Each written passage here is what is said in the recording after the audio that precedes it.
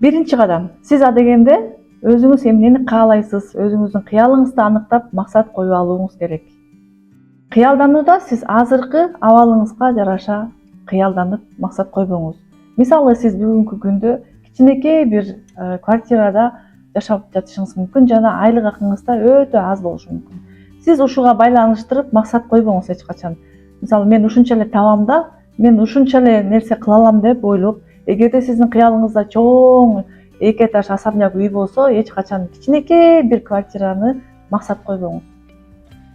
Кудай Тааланын казынасы кенен. Сиз эгерде себептерди жаратсаңыз, эмгек кылсаңыз, ал сиздин каалаганыңызды берет. Болгону эмгек кылышыбыз керек. Кыялыңызда эмне болсо ошону тартынбай туруп жазышыңыз керек жана ошону көздөй багыт алышыңыз керек. Биздин ойлорубуз ар дайым материалдашып кетет да. Эгерде сиз жаман болот десеңиз, жаман болот. Жакшы болот десеңиз, жакшы болот.